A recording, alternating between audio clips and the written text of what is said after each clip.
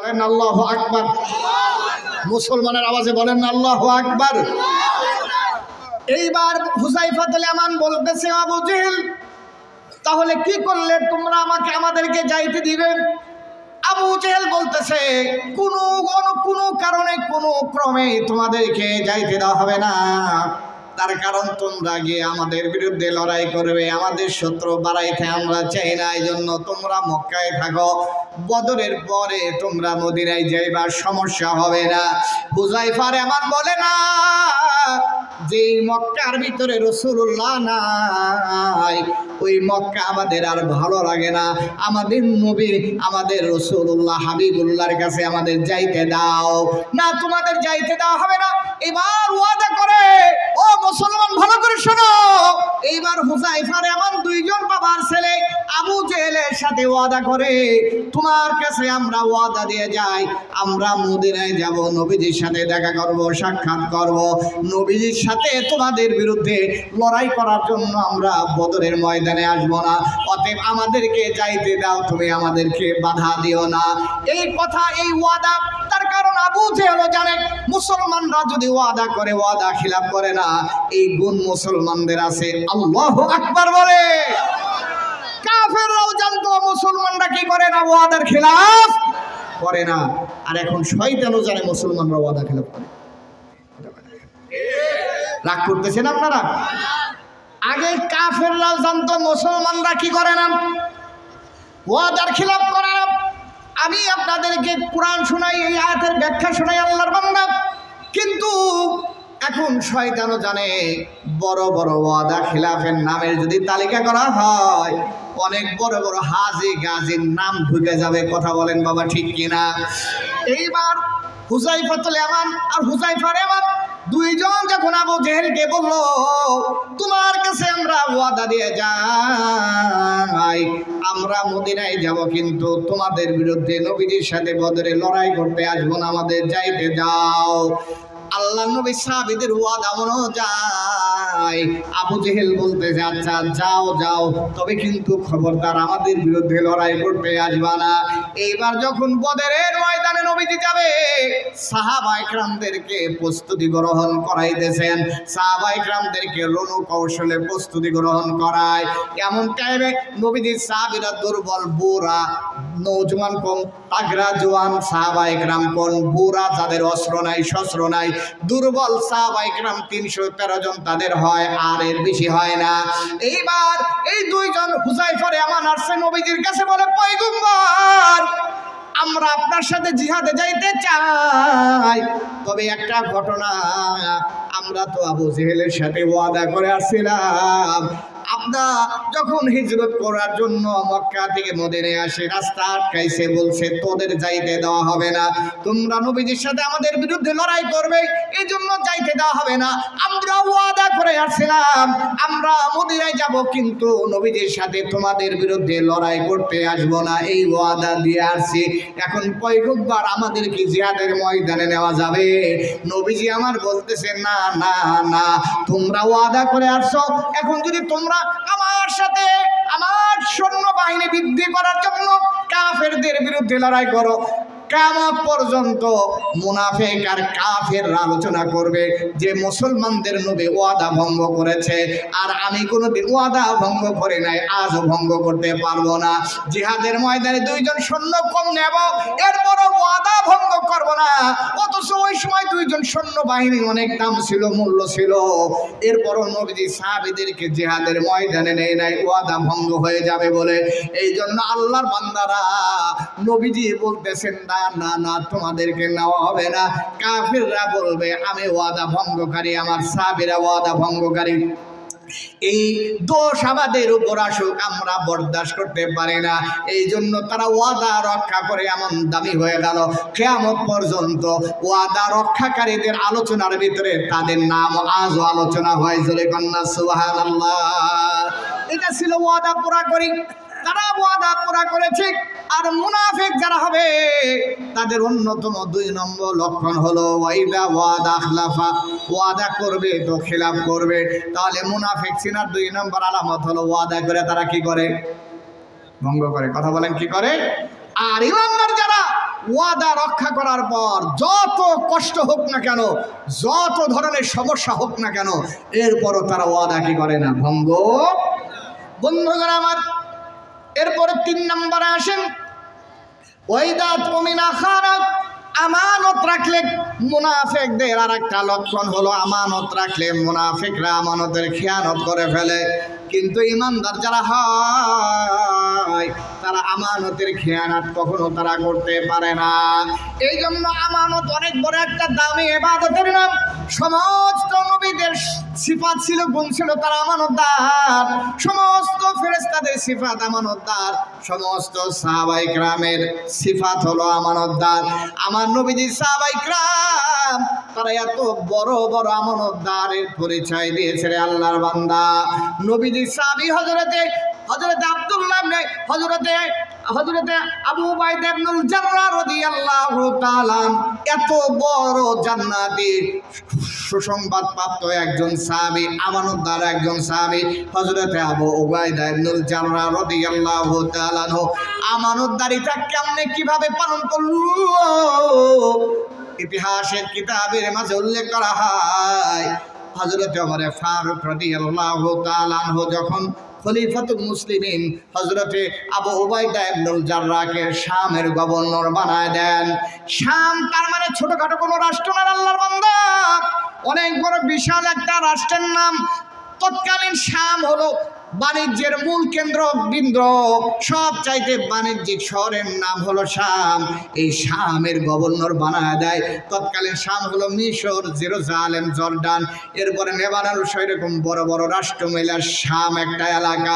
এই এলাকার গভর্নর হযরতে আবু উবাইদা ইবনুল জাররাহ, খলিফাতুল মুসলিমিন হযরতে ওমর ফারুক রাদিয়াল্লাহু তাআলা হযরতে আবু উবাইদা সহ ওই শাম এলাকায় ভিজিট করার জন্য হযরতে ওমর ফারুক ওই শামে গমন করলেন।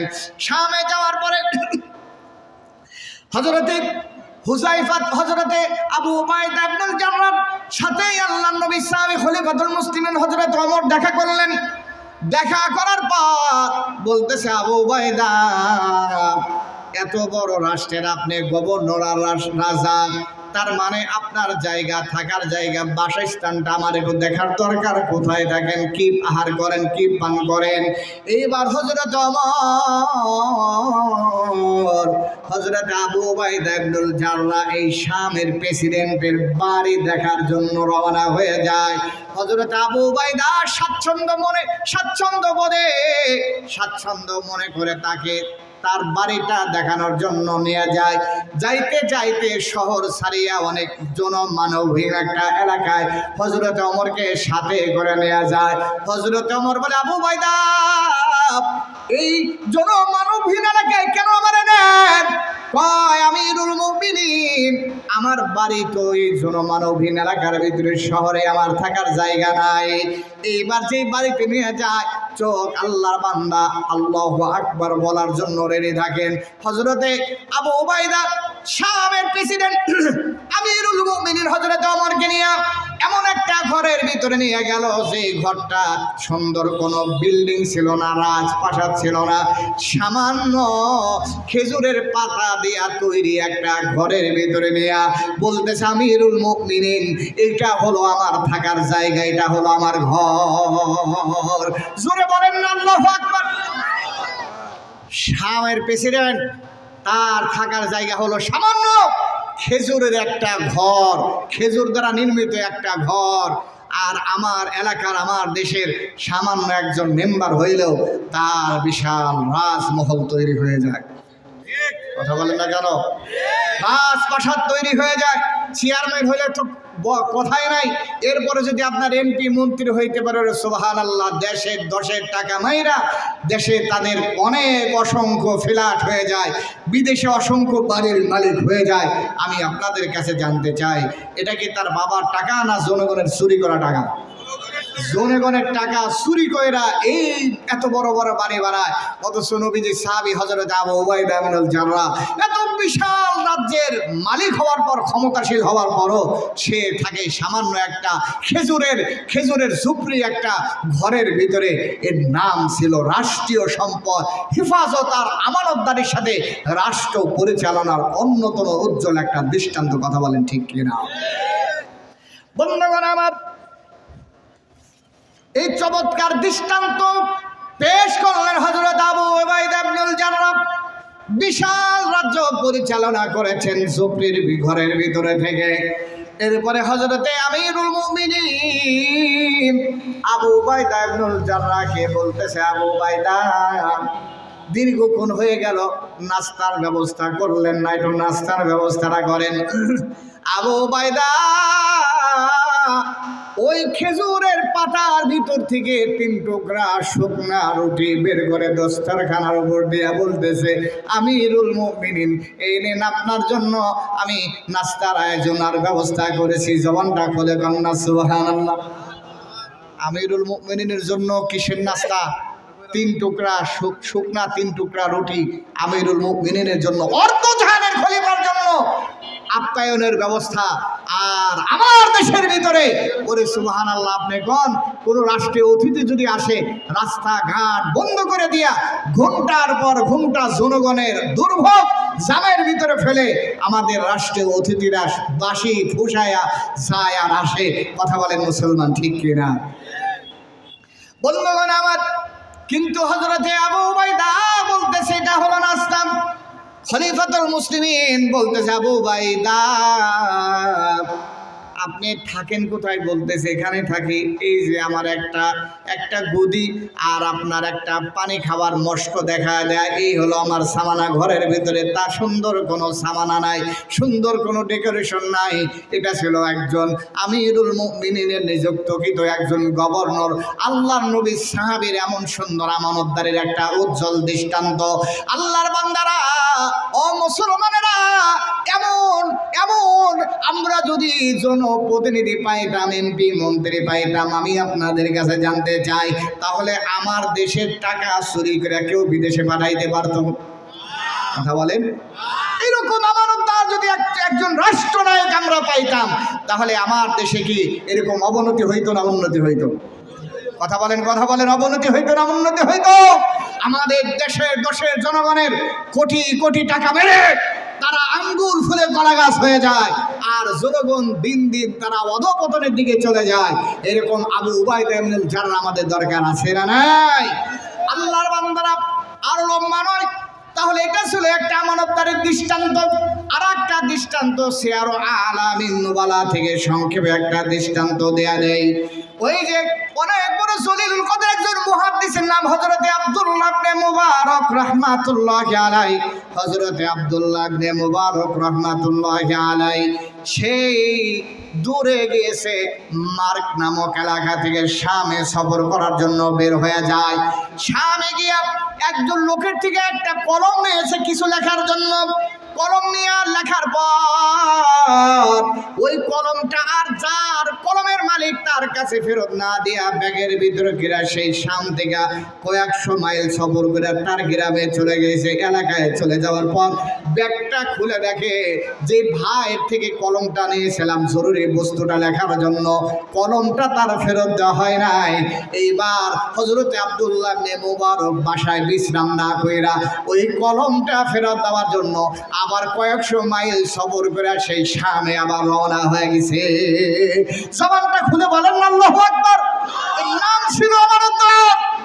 আল্লাহ বান্দা লক্ষ্য করেন, একটা কলম ফেরায় দেওয়ার জন্য কয়েকশো মাইল সফর করে সেই মার্ক নামক এলাকা থেকে আবার শামে চলে আসছে ফেরত দিয়া।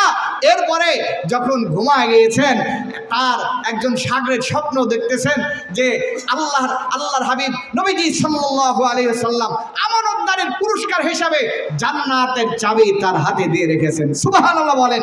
আল্লাহর বান্দারা, মেহমানরা চলে আসছেন, আমি আর লম্বা নয়।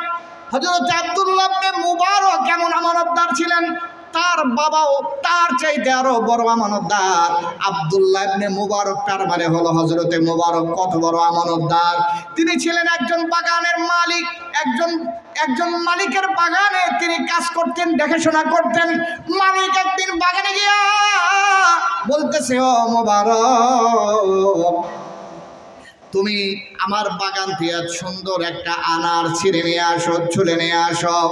এবার মুবারক একটা আনার কেটে সুন্দর করে আপনার মালিকের সামনে পেশ করছে। মালিক যখন আনারের দানাগুলো মুখে দেয়, দেখে যে এটা মিষ্টি না, অনেক তিতা তিতা লাগে, টক লাগে। এইবার মালিক বলতেছে, মুবারক, তোমারে বললাম মিষ্টি একটা আনার আনার জন্য, তুমি আনলো না, আর একটা আনার নিয়ে আসো, ভালো একটা আনার নিয়ে আসো। দ্বিতীয়বার আর একটা আনার এনে ছুলে যখন মালিকের সামনে দিছে, খাওয়ার পরে এবারও দেখে এটাও ভালো লাগে, মজা লাগে না। এবারও রাগ করে বলতেছে যে তুমি নির্বোধ নাকি? তোমাকে কি বললাম ভালো একটা আনার আনার জন্য, মিষ্টি আনার আনার জন্য, তুমি মিষ্টি আনার না এনে টক আনার আমাকে এনে দিচ্ছ কেন? তৃতীয়বারও আর একটা আনার আনার পরে দেখতেছে এই আনারও ভালো না, মিষ্টি না। এইবার রাগ করে বলতেছে, মুবারক, তোমাকে আমি আর আমার বাগানে রাখবো না, তুমি আমার সুন্দর একটা আনার খাওয়াইতে পারো না, তোমার মতো নির্বোধ আর ব্যাকুল আমি এই কর্মচারীর মালি আমি রাখতে চাই না। এবার মুবারক রহমাতুল্লাহ আলাইহি যে কথাটা বললেন, স্বর্ণ অক্ষর দিয়ে লিখে রাখার কথা আল্লাহর বান্দা শোনব, বলতেছে, ও মালিক, আমাকে আপনি এই বাগানের মালিক হিসাবে চাকরি দিয়েছেন, দেখাশোনার দায়িত্ব দিয়েছেন, আনার ভক্ষণ করা, আনারের স্বাদ গ্রহণ করার দায়িত্ব আমার দেন নাই। যতদিন পর্যন্ত আপনার বাগানের দায়িত্ব পালন করেছি, ততদিন পর্যন্ত কোন আনার কেমন একটা আনার আমি কোনোদিন খেয়ে দেখি নাই। আল্লাহু আকবার বলেন। বলতেছেন তাই নাকি? যাচাই বাছাই করা হলো, আপনার পরীক্ষা নিরীক্ষা করে দেখলো যে সত্যি যে যেদিন থেকে চাকরিতে নিয়োগ দেওয়া হয়েছে ওই দিন থেকে নিয়ে আজ পর্যন্ত একটা আনারও সে চেখে দেখে নাই, খেয়ে দেখে নাই। তার এই আমানতদারিতা দেখে তৎকালীন সেই বাগানের মালিক বলতেছে, আমার একটা সুন্দরী কন্যা আছে, এই কন্যাকে তোমার মতো আমানতদার একজন যুবকের কাছে বিবাহ দেওয়ার আমি হকদার মনে করি। ওই মালিক তখন মুবারকের কাছে আব্দুল্লাহর মা, আব্দুল্লাহ ইবনে মুবারকের এই আব্দুল্লাহ রহমাতুল্লাহ আলাইহির মাকে এই মুবারকের কাছে বিবাহ দেয়া দেন। সুবহানাল্লাহ বলেন। এরা ছিল আমানতদার, আমানতের খেয়ানত করে নাই। আর মুনাফিকদের লক্ষণ হলো তারা আমানতদারকে কি করে? আওয়াজ দিয়ে বলেন কি করে? এই গেল তিনটা, আর আছে কয়টা? 7টা না? এই 7টা ওলামায়ে কেরাম আসছেন, মেহমান আসছেন। আমি আর সময় না নিয়ে আমি শুধু আপনাদের খুব সংক্ষেপে এই 7টা শোনা দেই, নাহলে মনের ভিতরে আপনাদের শুধু ধরপড় থাকে, এই 3টা তো সব সময় শুনি, বাকি যে আরো 7টা আছে এটা তো জানি না। আমি আপনাদেরকে খুব সংক্ষেপে শোনা দেই। তাহলে আল্লাহর বান্দারা, এবার আসেন 4 নম্বর মুনাফিকের আলামত হলো, নবীজি সাল্লাল্লাহু আলাইহি ওয়াসাল্লাম বলেন 4 নম্বর মুনাফিকের আলামত হলো ইযা ফাসামা ফাজারা, ঝগড়া করে তো তারা ঝগড়া শুরু হয়ে যায়, সাথে সাথে বকাবাজি শুরু করে দেয়। এটা হলো 4 নম্বর মুনাফিকের আলামত। আল্লাহর বান্দা, এরপরে 5 নম্বর মুনাফিকের আলামত নবীজি সাল্লাল্লাহু আলাইহি ওয়াসাল্লাম আর কালামে হাকিমের ভিতরে সুন্দর করে চমৎকার করে বলা হয়েছে যে মুনাফিকের 5 নম্বর আলামত হলো তারা মানুষকে অশ্লীল কাজের আদেশ দেয়, নিকৃষ্ট কাজের আদেশ তারা দেয়। জোরে কন্যা নাউযুবিল্লাহ। আল্লাহ রাব্বুল আলামিন বলেন, ইয়ামুরুনা বিল মুনকার, তারা নিজেরাও খারাপ কাজ করে আর মানুষদেরকেও তারা খারাপ কাজ করার জন্য আদেশ দেয়। এটা হলো কাদের লক্ষণ? আওয়াজ দিয়ে বলেন কাদের লক্ষণ?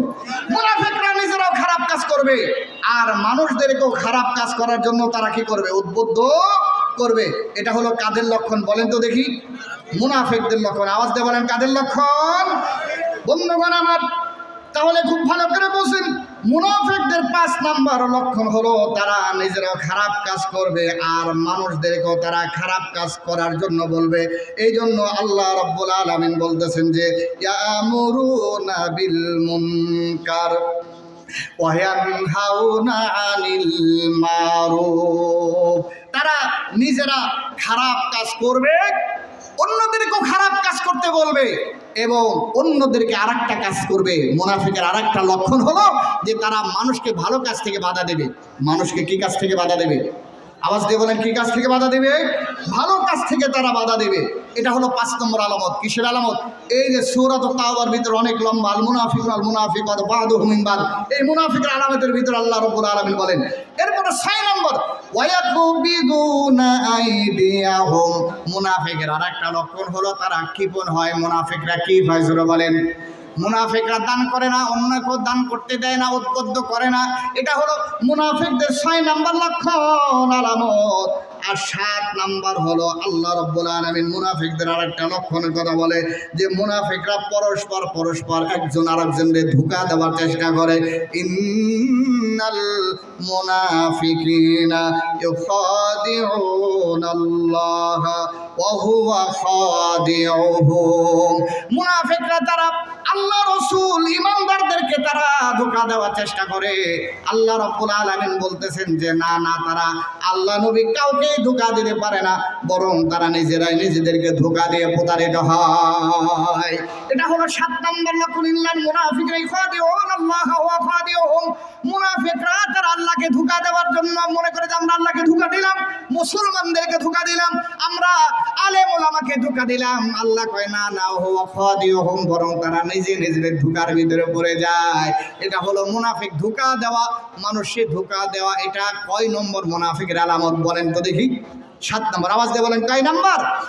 8 নম্বর মুনাফিকের একটা লক্ষণ হলো নামাজ পড়ে তো এই নামাজ তারা অলসতা ভাব নামাজের ভিতরে থাকে, নামাজ মনোযোগ সহকারে পড়েন। আমার কথা আল্লাহ কয় ওয়া ইযা কামু ইলাস সালাতি কামু কুসালা, নামাজে দাঁড়ায় তো তারা অলসতা নিয়ে দাঁড়ায়।